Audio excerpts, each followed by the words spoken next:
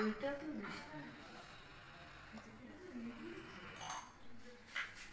আজকে বন্ধুরা special recipe হচ্ছে, আজকে বাসন্তী পোলাও করব আর কষা কষা মাংস করব। হ্যাঁ, তার সাথে আরও অনেক কিছু রয়েছে। হ্যাঁ, কিন্তু এই যে আমি চাল নিচ্ছি, সকালবেলা আমি এটা ধুয়ে একদম ঝরঝরা করে নিচ্ছি। বাসন্তী পোলাওর জন্য চালটা এইভাবে ঝরঝরা করে নিতে হবে ধুয়ে।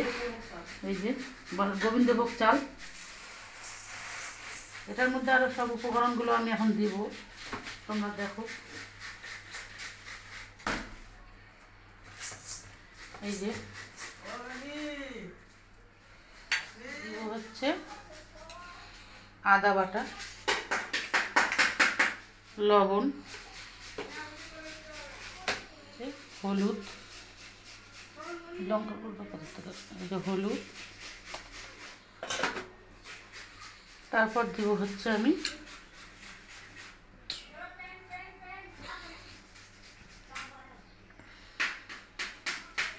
তিন চামচের মতো ঘি, আর দিলাম হচ্ছে আদা বাটি, দিলাম চিনি।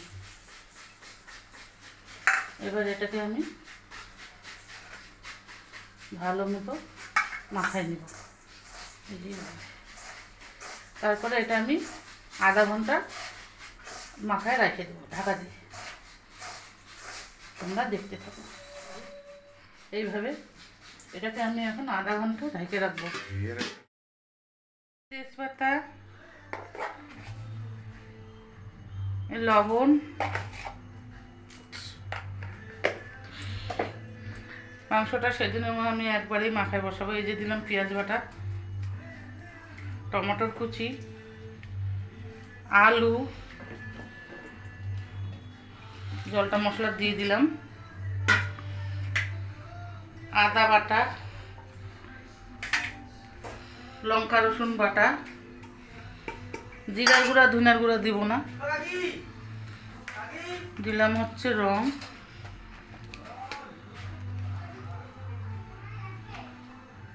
দিলাম লঙ্কার গুঁড়া,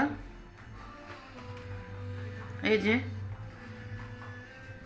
যে যেমন ঝাল খাবে সে যেমন ঝাল দেবে।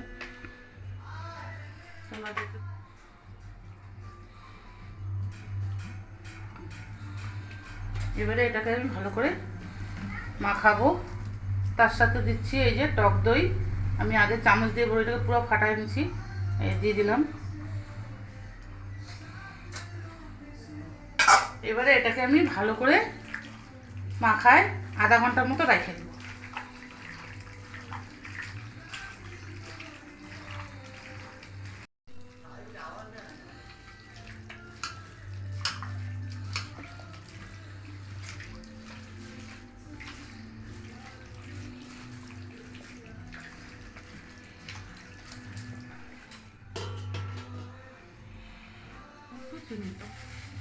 অল্প এই যে ঘি দিলাম কড়াইতে, আর দিচ্ছি হচ্ছে সাথে একটু সাদা তেল, গরম মশলা, দুটা শুকনো লঙ্কা, তেজপাতা, এখন দিব হচ্ছে কিশমিশ। একটু এটাকে ভেজে নিই।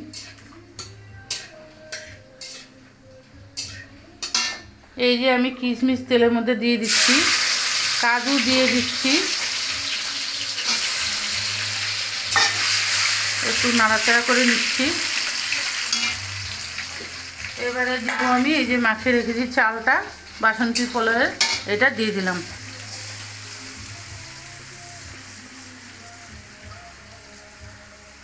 তারপর হচ্ছে এটা আমি এখন ভালো করে ভাজে নিব।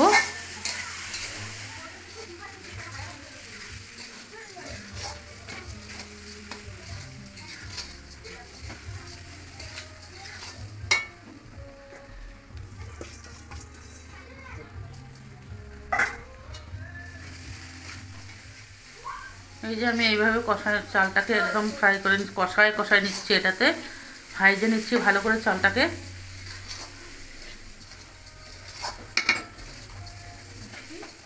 সেই গ্লাস দিয়ে আমি জল মাইপে দেব। জল দিব হচ্ছে 1 গ্লাস চাল 2 গ্লাস জল। 2 গ্লাস চাল নিয়েছি, তার মানে আমি 4 গ্লাস দেবো।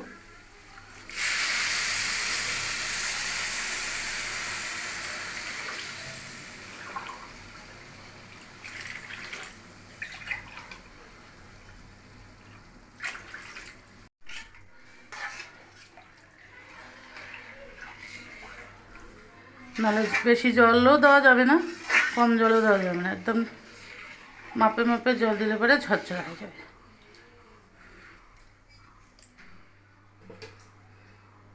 ফিরে আসছি। ওটা মাখায় রাখিয়ে দিয়েছিলাম, এবারে আমি বসাই দেব।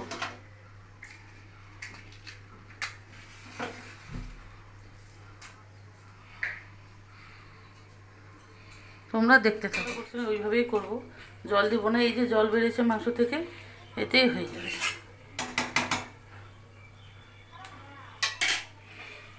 এই যে এখনো হয় নাই, একটু নাড়ি চাড়ি দিব।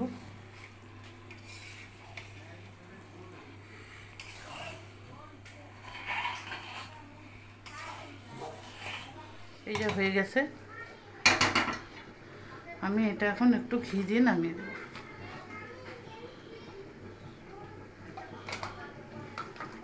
গ্যাসটা অফ করে দিয়ে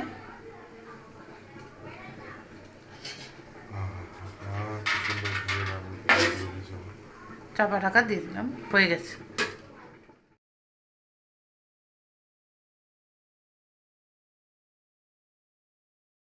এখনো প্রচুর জল আছে, এই জল শুকাবে, তারপরে কষা কষাই মাংস করব আমি। এখানে কিন্তু জিরা আদা বাটা আমি দেই নাই, শুধু পেঁয়াজ বাটা, আদা রসুন বাটা, লঙ্কা বাটা, সাথে দই, এটাই দিয়েছি। মাংসটা দেখব। এই যে মাংসটা কষা কষা হয়ে গেছে। এবারে দিব হচ্ছে এই যে গরম মশলা।